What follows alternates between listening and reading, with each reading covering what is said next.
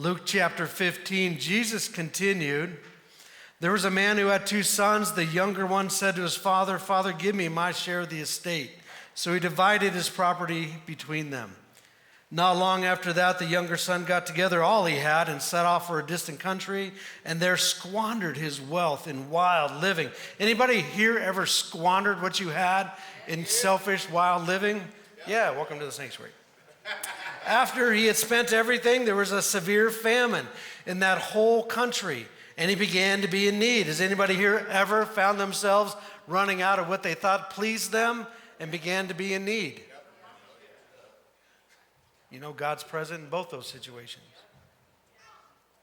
So he went and hired himself out to a citizen of that country, who sent him to his field to feed pigs. He longed to fill his stomach with the pods that the pigs were eating, but no one gave him anything. Have you ever been at a point in your life that you've compromised so much, you look around and go, how did I get here? Right, amen. When he came to his senses, anybody ever come to their senses? When he came to his senses, he said, "How many of my father's hired men have food to spare? And here I am, starving to death." Has anybody here ever been starving physically? Has anybody ever been starving emotionally? Has anybody ever been starving spiritually? This passage is for you. "I will set out and go back to my father and say to him, 'Father, I have sinned against heaven and against you. I am no longer worthy to be called your son. Make me like one of your hired men.' So he got up and he went to his father. But while he was still a long way off, the father saw him, and filled with compassion for him, he ran to his son, threw his arms around him, and kissed him. The son said to him, 'Father, I have sinned against heaven and against you. I am no longer worthy to be called your son.' But the father said to his servants, 'Quick, bring the best robe and put it on him. Put a ring on his finger and sandals on his feet. Bring the fatted calf and kill it, and let's have a feast and celebrate. For this son of mine was dead and is alive again. He was lost and is found.'" Has anybody ever been dead and found life again? Has anybody ever been lost and found God again? Found yourself again? Meanwhile, the older son was in the field. When he came near the house, he heard music and dancing. So he called one of his servants and asked him what was going on. "Your brother has come," he replied, "and your father has killed a fattened calf because he has him back safe and sound." The older brother became angry and refused to go in. So his father went out and pleaded with him. But he answered his father, "Look, all these years I've been slaving for you and never disobeyed your order. Yet you never even gave me a young goat so that I could celebrate with my friends. But when this son of yours who has squandered your property with prostitutes comes home, you killed a fatted calf for him." "My son," the father said, "you are always with me, and everything I have is yours. But we had to celebrate and be glad because this brother of yours was dead and is alive again. He was lost and is found." Amen. Sheep, coins, sons, and a father. Jesus put all these parables together in one teaching because he was trying to get a point across to the people who was listening. He was trying to get a point across to those who were lost, to those who were like sheep who were grazing in pastures they probably shouldn't be grazing in, to those who were like prodigal sons who had gone away and spent their lives in lavish living, and those who were righteous sons who felt that they earned something because of their obedience. The whole thing, coins and sheep and sons and this elongated last story, all come to a fruition in the Father. Because Jesus' purpose was that we would know his Father. It's so often called the prodigal son. But, you know, if you even just Google the word prodigal on your devices, you're going to find this. The word prodigal means spending money or resources freely and recklessly, wastefully extravagant. Yes, it was the story of a prodigal son. It was the story, as Damon pointed out last week, of a prodigal elder brother who was wasting what he had. It was right in front of him and he couldn't see it. But it is also the story of a prodigal father. Wow. Yes. Having or giving something on a lavish scale. It is about reckless spending of what you have. It is about lavishness. It is about giving away more than you think you have. It is prodigal. The father's really the center of this parable, but Jesus had to set it up in some sheep and some coins, always ending in a celebration, and then some sons, still ending in a celebration, because there comes a point in our lives, guys, that we have to understand how far we've gone or how lost we can become before we can understand how far God's love reaches. Amen. We have been taught too much in life that God will love you when you get it together. God will love you when you are close to Him. God loves you as much as when you're distant and lost is when you're right next to His heart. Jesus wanted this point to get put across. If the Father was not the way He was, then that boy wouldn't have come home. Most likely, what that boy remembered was the way he left. While he was feeding pigs, while he was hungry, when he thought about going home initially, it was, I can't go home. Look what I've done to my dad. This is for somebody today. You are still so focused on the way you left God that you cannot see the way He will be when you get back. Wow.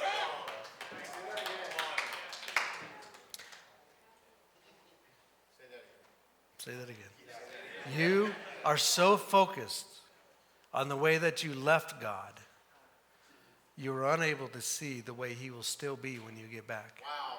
Come on. Right? It's not about you, it's about Him. His character for His son never changed. Amen.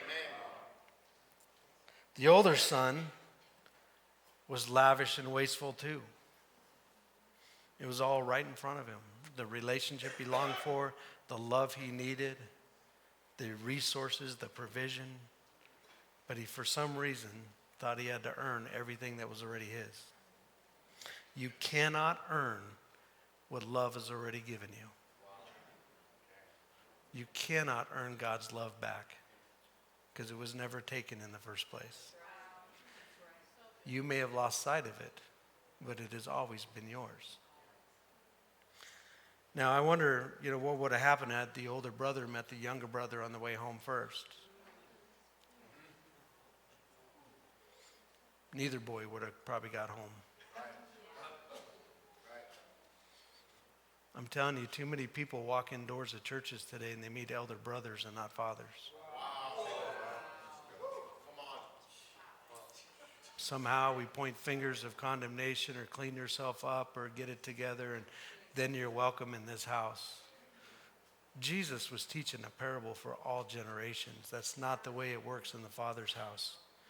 We are all His kids. Don't be an elder brother in this church. Just point people back to the Father. Amen? And listen, I don't know why so many of us assume that this story ends in tragedy when every story, that parable that Jesus just taught, ended in celebration. Come on. There was celebration when the sheep got back. There was celebration when the coin was found. There was celebration when the wandering son came home. Why wouldn't Jesus also be implying that there's celebration when self-righteous people realize that they're still in the house of the Father? Amen. And so that may be because Jesus was leaving it open-ended for all the Pharisees that were there, saying, now it's your choice. How do you want to respond to your Father? So listen, do not allow your past to master you. So many of this was about what was left, what was lost, what was in the dark. what was taken for granted. And if you leave yourself in that space thinking about how you left and you're not thinking about what you can come home to, then you're going to be in trouble, because you and I hold on to our history at the expense of our destiny. We hold on to our past and our grieving and our rejections and our sense of regret. And the more the devil gets you focusing on that, the less worthy you feel to come home. You get what I'm saying?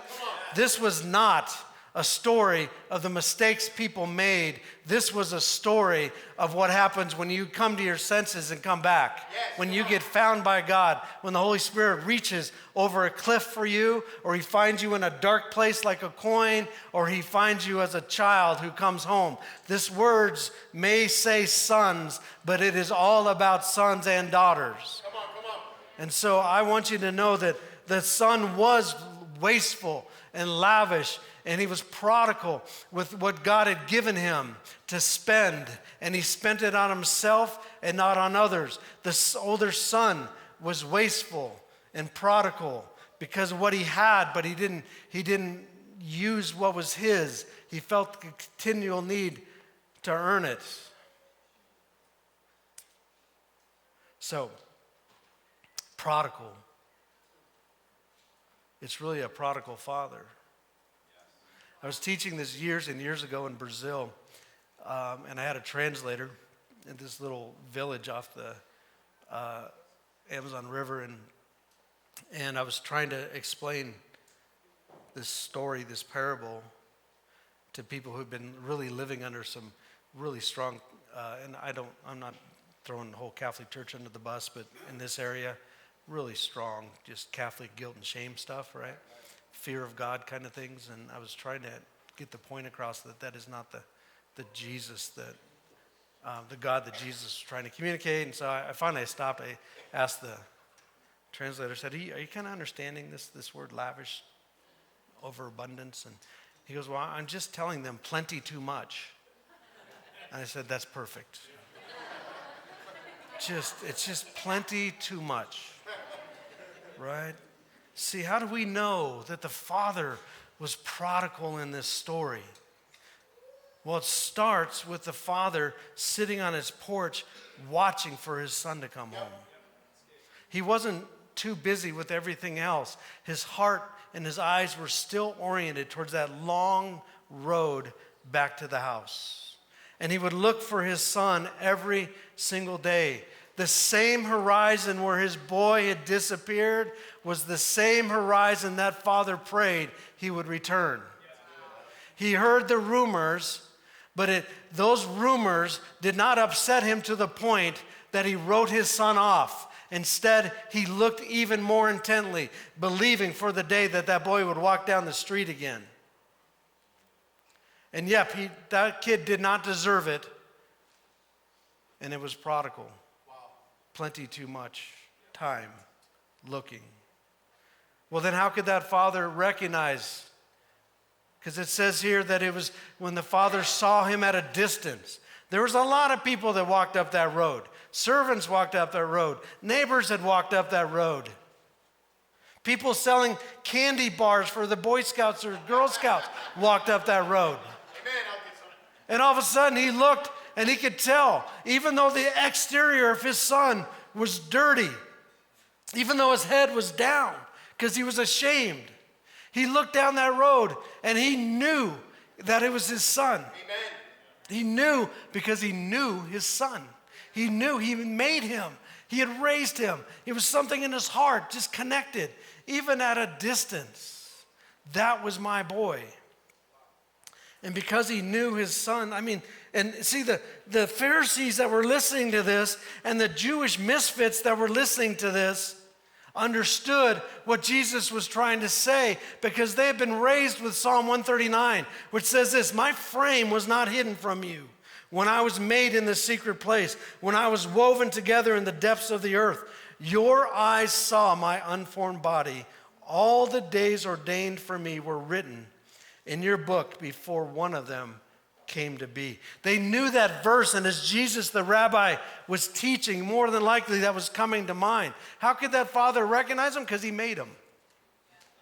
How could that father recognize him? Because that father still had purpose for that son. Amen. And as that boy walked up, it began to become prodigal. But it wasn't yet. That was just a father looking for his son. And then Jesus throws a religious curveball in the whole story. Because right now that boy's coming home, his head's down, he gets it, the son has a speech all prepared. The Pharisees are going, oh yeah, here comes the whip. Yep. Oh yeah, we're going to make him pay back what he owes. And the misfits are already like, oh boy, he's going to see his dad. That can't be good. Right. Like, oh man, I hope he at least gets to be a servant. I mean, at least, mopping floors is better than feeding pigs for a Jewish boy. Maybe he'll get a job that's okay. And everybody's already starting to play old tapes and old lies. And then Jesus says, and the father ran to him. The father ran to him. Already, something odd is about to happen, and they know it. As a matter of fact, we get this. Romans 5:8 says, for God demonstrated his own love for us while we were still sinners. Christ died for us. It just throws it out of what would be considered the norm for a son who was behaving like this. Now, I often think, at least Jesus is using a Jewish father, and in the culture that makes sense, and Jews are a little more expressive. He didn't say, hey, there was an English man that had 2 sons, and the son came home, and the dad's like, oh, jolly good old chap. Or he didn't have some American father. It was like, why are you back? It's good to have you back, but do you know what you put me through? Do you know about the amount of shame that we're dealing with and the embarrassment? And how could you? We have a shame-based culture. A Japanese culture would do the same, right? Jesus used Hebrews, which at least was good, right? And Jewish people were a little bit different, but still, for a father who had all this power and dignity and status in the community to just look up and, that's my son. He's home. And he didn't just run up to him, he ran up to him and he kissed him. Now, in the Greek language, that word kiss is not just like, a fatherly handshake or just a kiss on the cheek or something. It was he kissed and kissed and kissed. Right. Andy, hey. It's good to see you, bud. Guys, Andy's here. Andy, come here. Stand. Oh my gosh.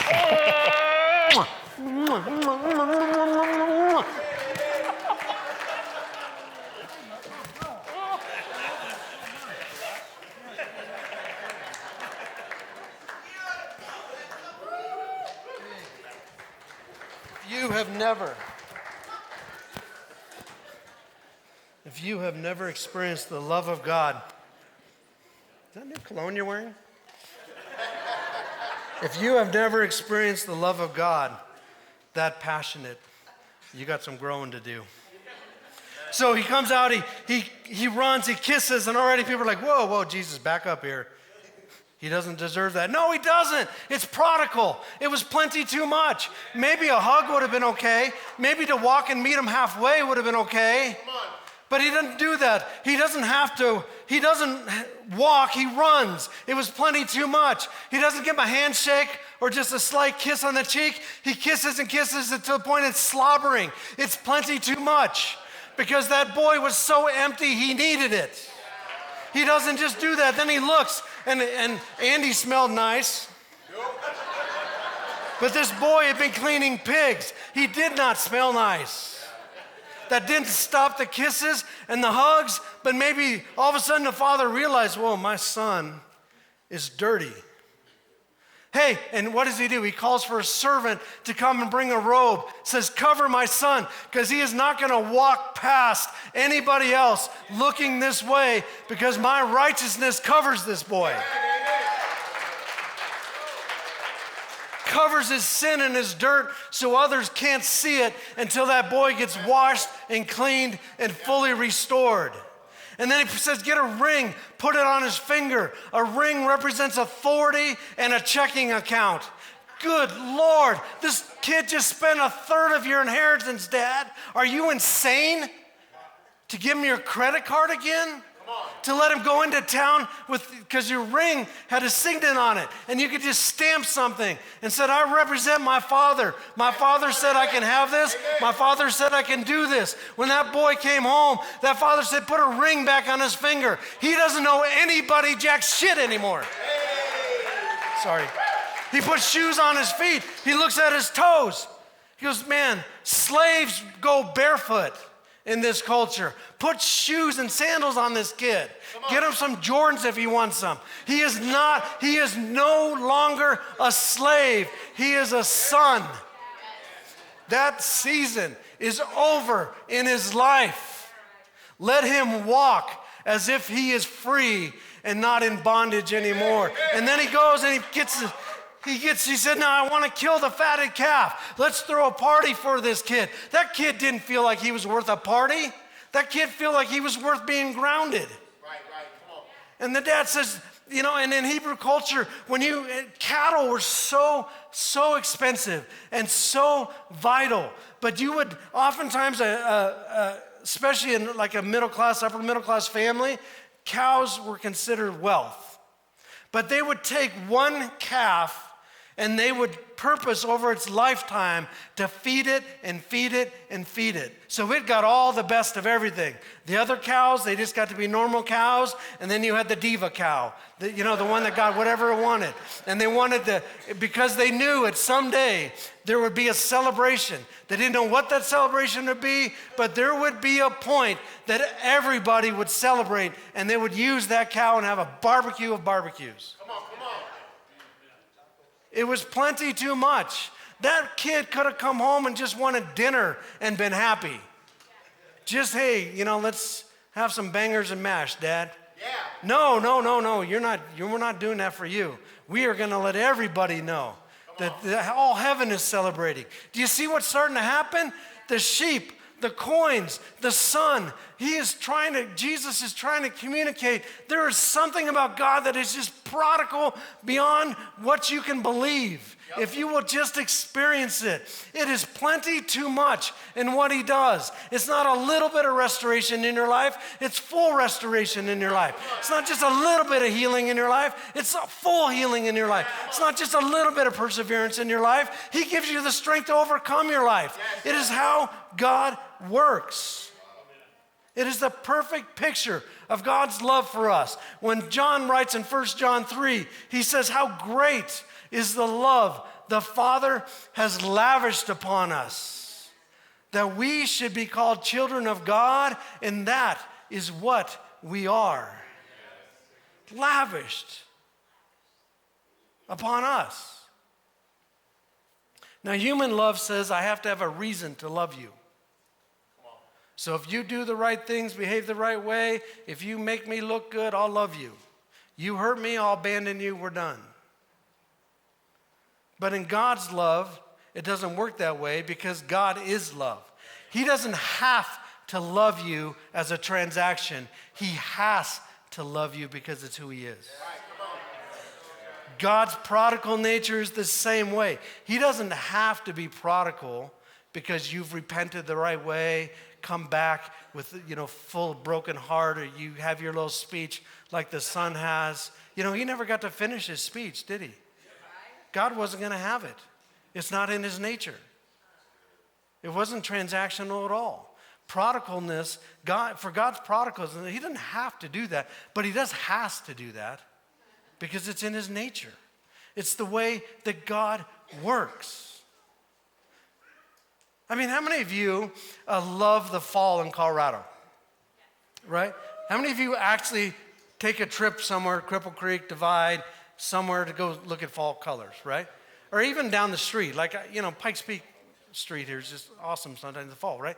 Now, think about this. When God created nature, and there's a biological process that needs to happen with plants, right?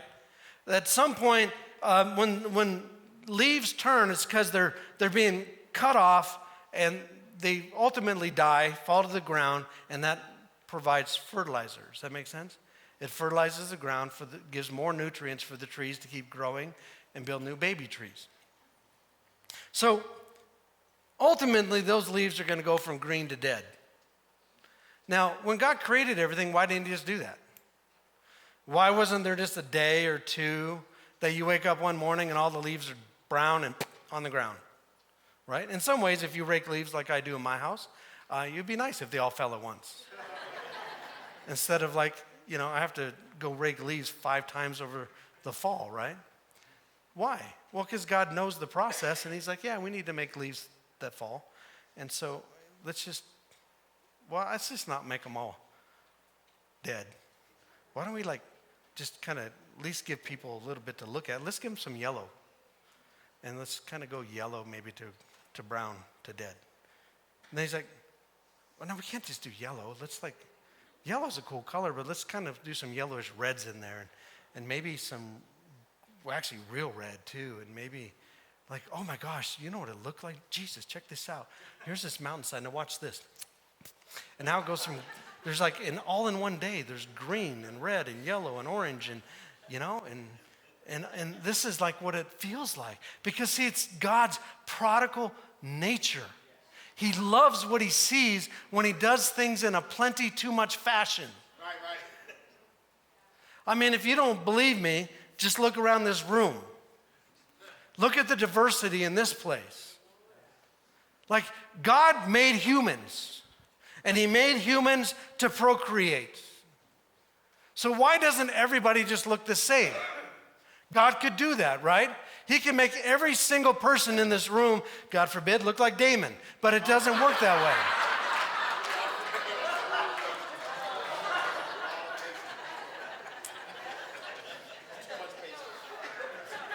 We could just have a bunch of Damons and Zarias walking around, right? And that's just 2 colors. That's good. It works. You know what? The Human Genome Project has told us that 99.9% of the genes that make you human are the same across our entire race. 1/10 of 1% of your genomes, of your DNA, is what has created the diversity you see across this room, across this city, and across this planet.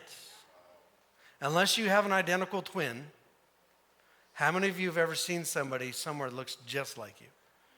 No, not a doppelganger, close like you, exactly like you. I mean, it's crazy, isn't it? 0.1%. Because when God created human beings and he made them in his image, he was already being prodigal. It's in his nature. He doesn't have to do it, he has to do it. He has to build in the diversity of the human being. So if you have an inability to celebrate diversity and instead critique it, you are not walking in God's prodigal nature. I mean, it's just everywhere. After a while, it'll drive you crazy when you start realizing not only is God love and it's in his nature to love, he doesn't have to love. I mean, he just has to. It's you don't have to convince him to love you. You don't have to convince him to love somebody else. You don't have to convince him to love his creation. It is in his very being. And when you start to see the world through God's prodigalness, like you see it through his love, everything begins to change. I mean, listen, here's what I love. This is my favorite expression of God's prodigal nature, jelly bellies. And I'll tell you why, because I love these things. But first time I ever had a cappuccino, I was in San Luis Obispo probably 25 years ago. Back before, hipster coffee shops were cool. And I was in this coffee shop. I was doing something at some church, and I heard this sound just what is that? And I'm sitting at the coffee bar place, and the guy said, I'm making somebody a cappuccino. I'm like, a cap of what? And he says, cappuccino. You never had one? And he looked at me like I'm a nerd, but I am. I still am. And he goes, oh, you want to try one? I said, sure. And so he fired one up for me. He puts it over in front of me, and I swear that Jesus is up in heaven. He's like, Dad, come here. It's going to happen now. Like, I know you created this flavor for Eric. And now, I know he's going to get addicted, and that's a whole different story, but watch this. Watch this. And I took a sip of that cappuccino, and oh my gosh, I swear, like heaven just went, whoa. I received my calling. There'd never been more clarity in my life, you know, and I think, you know, Abba's just like loving this because he created it for me. That's why my favorite Jelly Belly is cappuccino, right? Oh my God, yes. There are times like when I feel distant from God, I'll just go and eat Jelly Bellies. But listen, I know Jelly Bellies makes these flavors, right? But who invented those flavors in the first place? Right. See, listen, you eat food because your body needs energy. You get what I'm saying here? Right. And so if that's the case, great. So then you would eat if you had to. So why doesn't everything just taste like chicken? You would still eat because it's not in God's nature. He cannot create flavors by just having one flavor. Right. India would be the most boring nation in the world if everything you went over there tastes like chicken. Now in England, pretty much everything just tastes the same, but that's... Sorry, Andy. But listen. But God starts to put flavors together, and it's like he can't stop. You get what I'm saying? Right. He just, chicken, hey, let's start with chicken. Chicken's great. Hey, you know, Jesus, why don't we do fried chicken too? No, you know what? Not just fried chicken. How about Southern fried chicken? Oh, man, you know what? What if we had like fried chicken, but also Jamaican jerk chicken like that?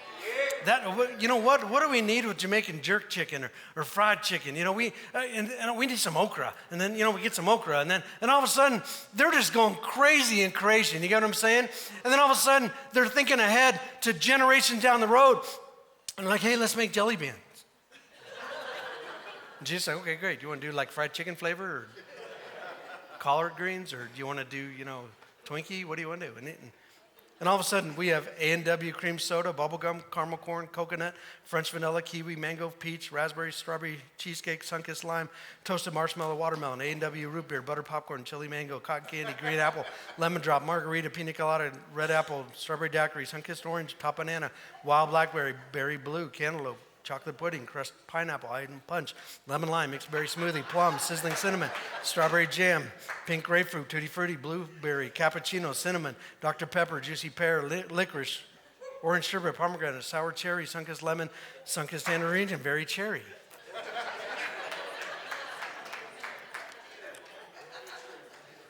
You can worship God by eating Jelly Bellies and celebrate his nature. None of these taste like, anybody want one? I'm sorry, this is bad. Who wants a Jelly Belly? Oh, you guys are sad. You guys want Jelly Belly? Hold your hand out. One for you. One for you. Wait, you know what? What's that? That is not being nice. Oh, come on. Let me give you a couple more. Here's a couple more. Oh, no wonder. All right. Is anybody missing out here? I'm good. Anybody changing their mind? Wait. I'm sorry. He wants Jelly Bellies. Listen. That's just being frugal. That's being frugal. No one? I mean, this is what God does.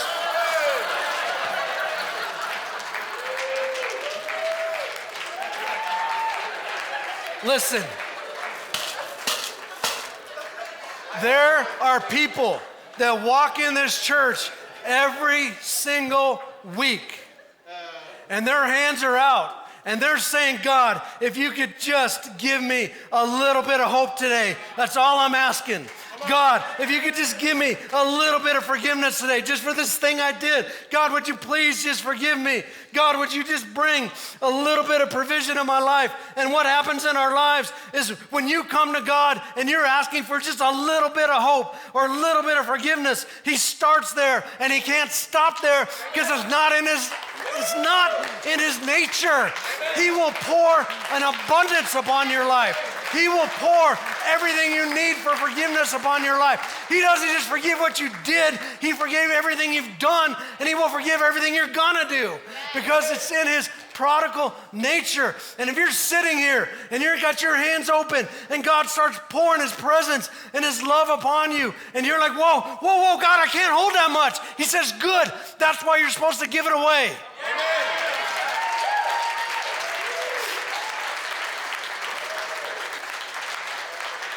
May you this week have eyes to see the prodigal love that God has for you. May you come to your senses if you need to come home. May you understand that if God is pouring into your life and it feels like plenty too much, it's because it is. And may He give you the opportunity to share His grace, His love, and His compassion. Amen? Amen. Let's stand. Thanks for tuning in to a message from the Sanctuary Church. For more information and media, go to our website at thesanctuarywestside.org or follow us on Facebook, Twitter, or YouTube.